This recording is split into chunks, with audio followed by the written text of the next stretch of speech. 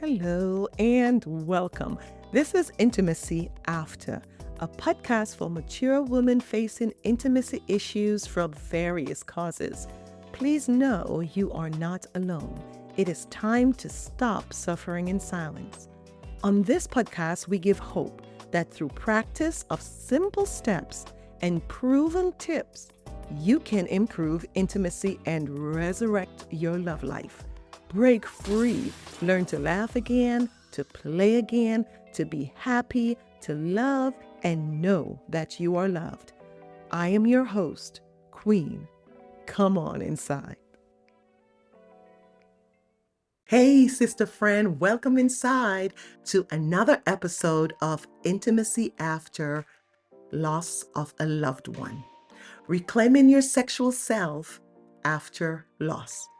So today's topic is of a sensitive nature and deals with the death of a loved one, be it a spouse, child, parents, etc.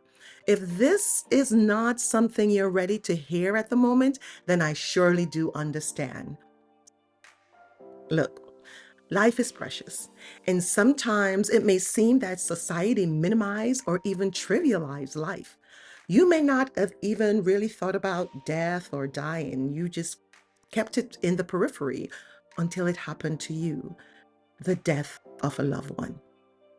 The death of a loved one is devastating. It can cause your soul to just ache. If it's even possible, this pain is magnified if your loved one is young or if the incident leading to their demise was a tragic event. I have experienced, seen, and heard a lot about losing a loved one.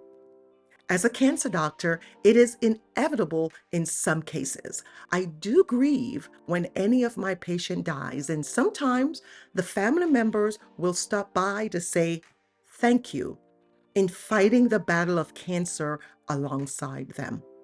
Hugs and tears are shared.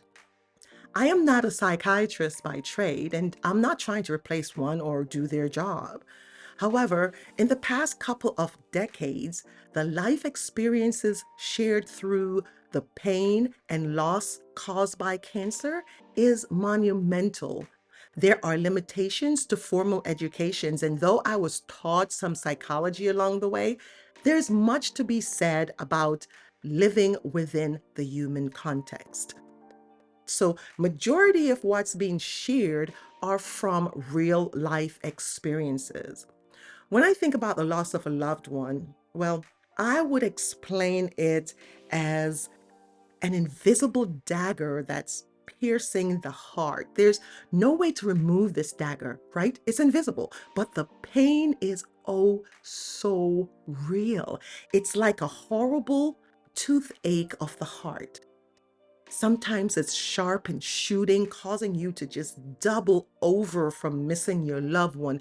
Other times it's a dull, aching pain, but it causes you to do the same, just bending over in sorrow.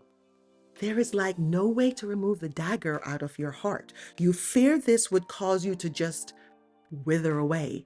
The pain is like a reminder in some cases. It's a reminder to keep moving on. And in other cases, it can be downright crippling. What can make this experience even worse? It is your relationship and understanding of death and what it means for your loved one and ultimately you.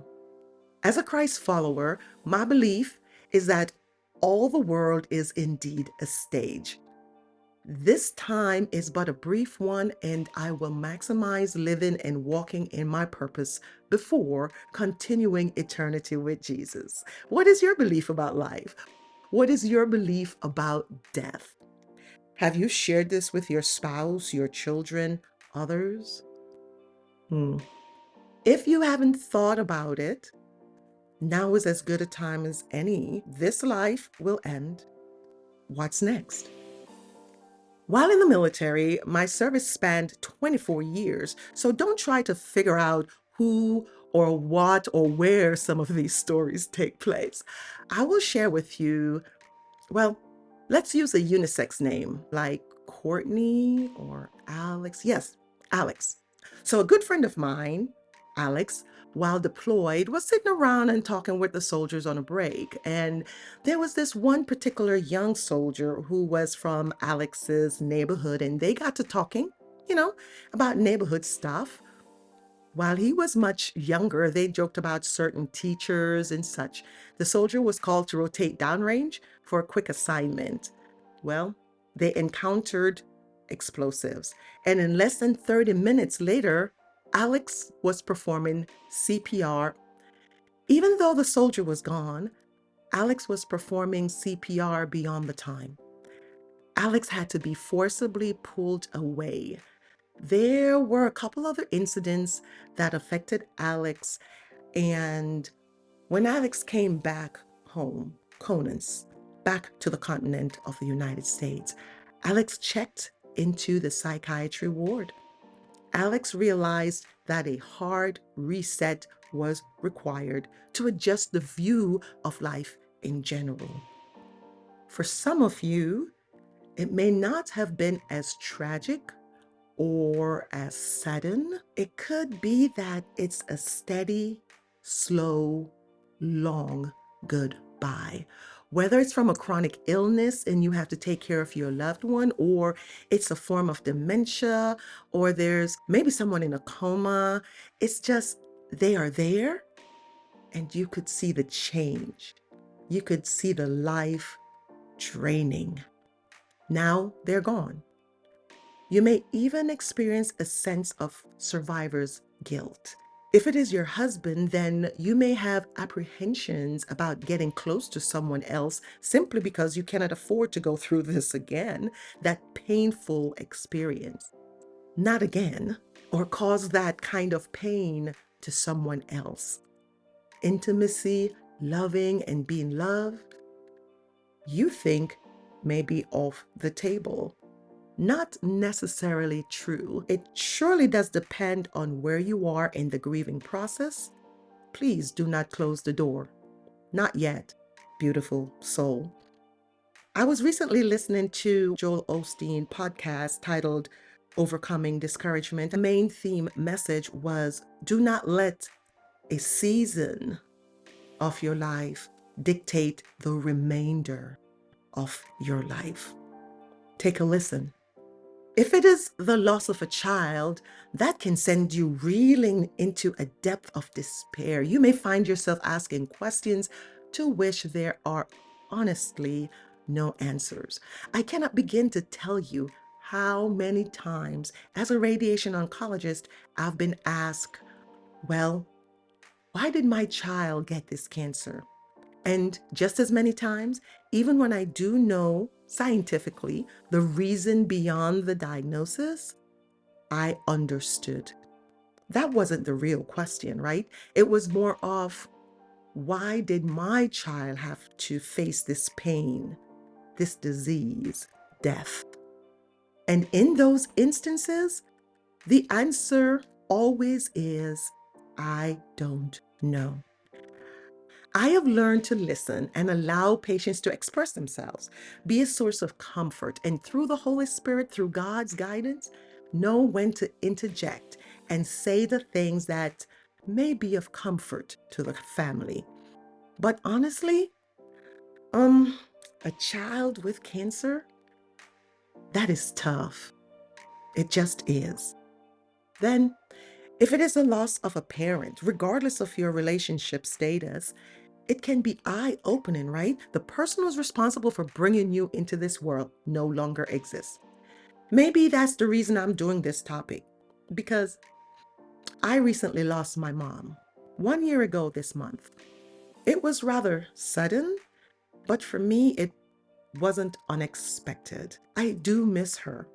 The conversations we had every Sunday, the advice. She would pray for me. I remember thinking as I walked away from the graveside in Jamaica, why is the world not stopping right now? Why is the world not recognizing that my mom is no longer here. You know, time just marched right on, almost defiantly, disrespectful. And just like that, all those years are gone. She was blessed beyond the promised 74 years, but just that suddenly, all the life, the vigor, her lovely laughter, and the smiles and the jokes. She was a serious woman, but she was also downright funny. How does intimacy play a role in all of that, Queen? Remember last episode? We defined intimacy, sex, and sexuality. It's not always sexual in nature. My husband, having lost his mom about a decade earlier, was a sense of strength for me. Sitting in silence, resting my head on his shoulder as he allowed me to sob, sharing happy memories of our last vacation together 6 months earlier. My sister friend, it's intimacy and being around others and accepting the love and care of others that can actually pull you through the sad and dark times. Because unfortunately or fortunately, the world continues to move on. Sometimes it may take a little more than that, though, to move on. Though intimacy will play a role in recovery and resetting your life, you must go through the grieving process. The grieving process is not standardized, right? There is no right way or wrong way to grieve. Each person's experience is unique as your fingerprints. It just is different. The way that you process things, it doesn't have to be the same way that others do. And talking about the timeline, it doesn't really follow a specific timeline. Some people may take longer to process their emotion than others. However, however, there is such a thing as the prolonged, complicated grieving process, which can be unhealthy. While there's no set timeline, if 3 years later your behavior remains as though the loss occurred last month, you're still hindered and are barely functioning, then that's not healthy. If it's 7 years later and you're still doing the same, then recognize it's time for a different type of R&R. Reset is required. I'm a big believer that grief counseling should occur soonest, but definitely within 3 months, especially if you don't have that support system and or if you feel like you just can't talk to anyone else. There are 5 stages of grief, but the most important is the last one, which is acceptance. The others may have different length of time. You may repeat stages several times, and there are no rules on how to go through these stages. The stages are denial, anger, bargaining, depression, acceptance. Denial is associated with the initial shock, right? Just that initial shock and disbelief that the loss has occurred. Then there's a sense of feelings of frustration and helplessness. Anger sometimes directed towards others or even yourself. As in the story with Alex, that was shock and anger in losing a soldier in such a short period of time and having connected, and that connection suddenly broken. Alex felt hopeless in that CPR was not enough to bring back his neighborhood friend. As a physician, through lots of prayers, I learned how not to internalize the loss of a patient, yet not putting up a brick wall to not feel what my patients or my patient families are going through. It's a balance, an active choice to share in the journey and emotions of my patients and their families. When the recommended treatment process fails, either because the cancer is too far gone or we just don't have the capability to treat with what's available in our armory, then I share that we did the best we could. The weapons we have to fight certain disease may be limited, but we have come a long way over the past 20 years, and we are learning and discovering new things all the time. Then there's the bargaining phase, trying to make deals or find ways to reverse or lessen the loss, like turning to alcohol and or drug use or hypersexuality even. That can also be used as a coping mechanism for grief. Or no intimacy at all and pulling away from society completely. You may slip into a deep sadness and despair as the reality of the loss sets in and depression's dark cloud starts to cover. Sister friend, you may not be able to recognize any of this on your own. Let the counselors do their jobs that they are so very good at. Just as you are good at what you do, they are good too. Okay, I hear you. Everyone is not created equal in their performance on their jobs. True. So find a counselor that matches you, be it based on race, religion, the neighborhood you're from, the country you're from. You can find a counselor that matches you. Remember, even if they don't match 100%, though, it's all about the information they can provide and how they can help you. So keep your eyes on the goal. They can help you sort through your grief reactions and get to the fifth stage, which is acceptance. And that's coming to terms with the loss and finding ways to move on. And before you get to acceptance, you can go through the anger, denial, bargaining, depression multiple times in multiple sequences in multiple ways. You may also have trigger reactions. I'll share here. On a couple occasions in church, sometimes they're singing old school revival songs or hymnal. Well, a couple of times they were singing this hymnal, and all of a sudden the tears just came. I could not stop the tears from flowing because I could hear my mom's voice singing that song at home back in Jamaica. We would tease her that she can't sing, but she would laugh and say, "The Lord said, make a joyful noise," and just kept on singing. Happy thought. But the tears kept flowing, such that I had to excuse myself out of church and go to the ladies' room and get a hold of myself. The hymnal just struck a chord, a trigger, so you can have those moments too. What is the trigger for you? A cologne, certain songs, a TV show? It is important to recognize it. Don't try to avoid it 100%. Discuss that with your counselor about what's the best way to handle your triggers.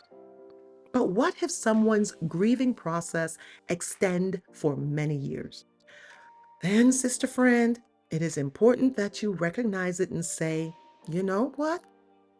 Self, I've been dealing with this for a long time. I'm going to seek some more help. Or if you have seen it in someone else, then it is important to address it, but with sensitivity and understanding, because prolonged or complicated grief can impact a person's well being and quality of life. As Christ followers, we pray about things, as we should. But prolonged or complicated grief can occur in any relationship or the death of any loved one. But admittedly, the one that I've seen the most is the complicated and prolonged grief associated with the loss of a child. There is just no way you can make it through the loss of a child without counseling. The level of grief will overtake you. I have seen how the loss of a child can impact marital intimacy. Sometimes, or most times, it is a strain, or it can strengthen the relationship with a partner. But as it is with anything else, open communication is very important in directing the marital intimacy after the loss of a young child. There are many steps that have to be taken to support each other and rebuild intimacy and foster intimacy without pressure. There are other things to consider to pull out of grief. In some cases, it's a matter of trying to redefine and find a new meaning and purpose of your life that can help you shift your focus from the past to the present and to look forward to the future. You may consult a doctor to consider medication. Do not self medicate. Create new memory rituals, you know, that may be planting a tree or creating a memory book or getting a candle that may be lit in remembrance and celebration of your loved one's life. Celebrate the life that you had with your loved one while still moving forward with your own life.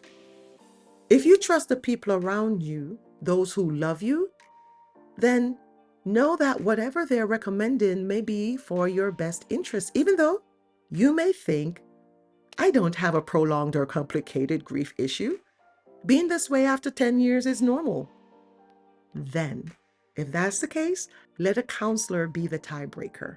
Just appease your loved ones. So, my dear, if you're listening and you've been wondering how best to support someone who is grieving, begin with truthful evaluation of the relationship you have with the person. If it's someone in your neighborhood whom you hung out with on a regular basis or babysit, or their kids hang out with yours, then it may be appropriate if offered to come over and take the kids for a few hours, right? You gave a breather. That's appropriate. It's about the type of help you offer appropriately based on your relationship with the person. So sometimes you can just be present and available. Check in regularly. Learn to listen without judgment. You have to practice active listening, acknowledge their feelings, and reassure them that it's okay to grieve. Don't offer unsolicited advice, please. You can offer practical help, but be specific. Don't forget, once the funeral is over, 3 months later, 6 months later, Mother's Day, Father's Day, within the year, that's when they're likely still grieving. Send a card, snail mail, just to say, hey, I'm thinking about you. How are you doing? And for Jiminy's sake, please don't project the way that you would grieve or deal with grieving onto someone else. And if you're going to suggest anything, especially if you want them to speak to a therapist or join a support group, be kind and gentle. Just think, use a lot of honey. Also, as a patient shared, please ask others to steer clear of saying things like, oh, they're in a better place now, or time heals all wounds. You're like, huh? Well, it may not be comforting, especially when it's tragic or a child, because if you think about it, as time passes, a parent may be thinking of milestones, right?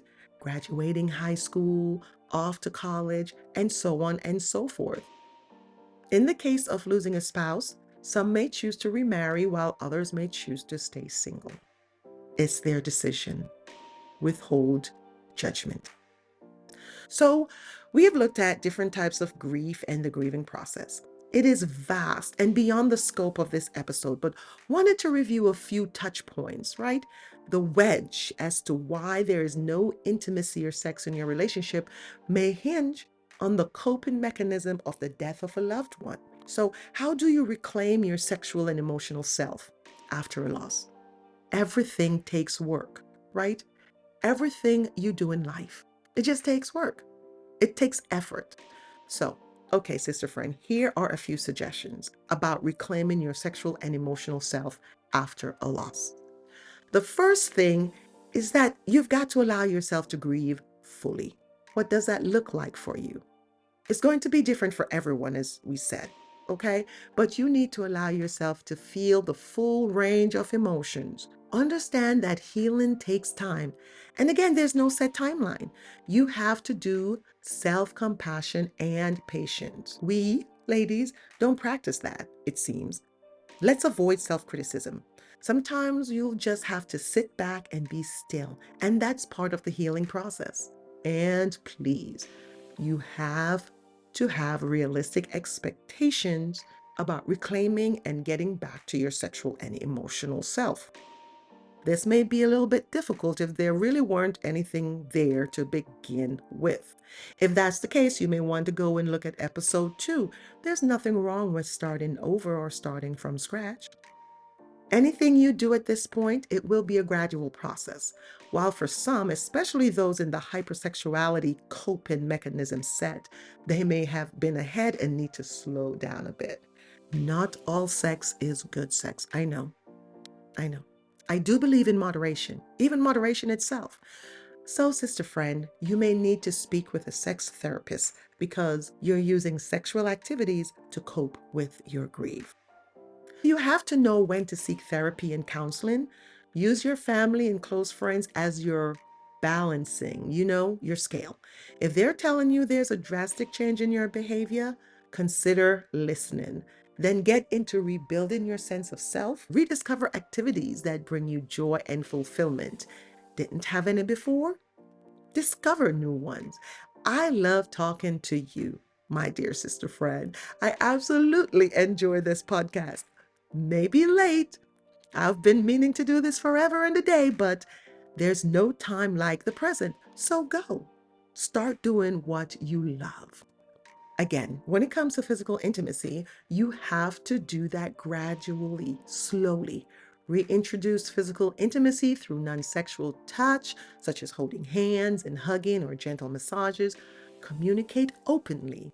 If you have a partner and the loss was not your significant other, then you need to communicate openly about your needs, fears, and desires.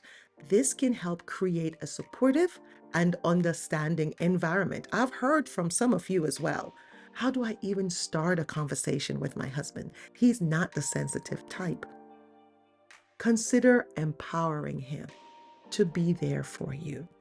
My husband lost his mom about 10 years previous, and while we handle grief differently, I ask for and took suggestions from him. Or sometimes I'll just go to him and say, honey, I am missing mom really bad right now. I need a hug. He would hug me for as long as I needed. Or you talk about the loss of your child, what they would be doing now. Would I be a grandma? For a moment, indulge in happy moments though.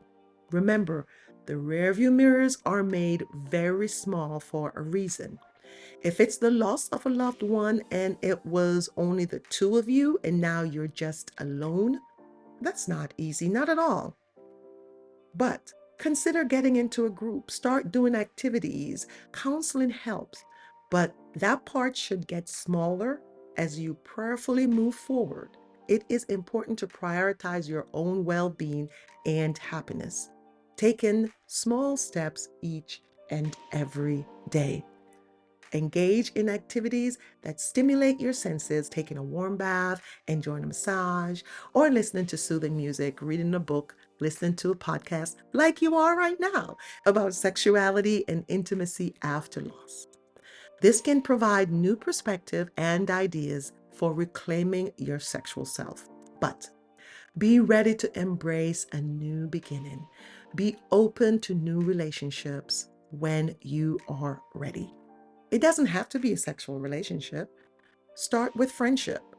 Take things at your own pace and ensure that any new relationship, it's based on mutual respect and understanding. Clearly communicate about boundaries and needs. This can help create a safe and comfortable space for intimacy. The best healing practice, though, is that of gratitude. Keep a gratitude journal to remind yourself of the positive aspect of your life. This can help shift your focus from loss to the things that brings you joy, whether it's spending time with loved ones, pursuing hobbies, or simply enjoying God's gift of nature.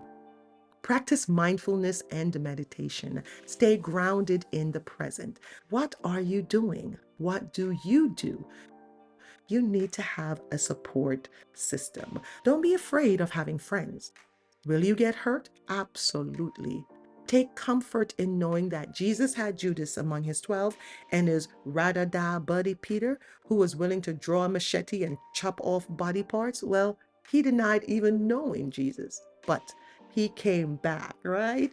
So we have to forgive and learn that people are not perfect. They will lie and the likes. Trust God and he'll guide you to get a decent crew. 3 is good. 12, that's a maybe. Hundreds or thousands on the internet is only a hype. You need a crew, and guess what? It's never too late to start. So, death is a part of the circle of life. Grieving is okay. And though no timeline, there's a healthy boundary. Speak with a therapist to help you realign and reset. It's okay to seek joy, pleasure, and connection again.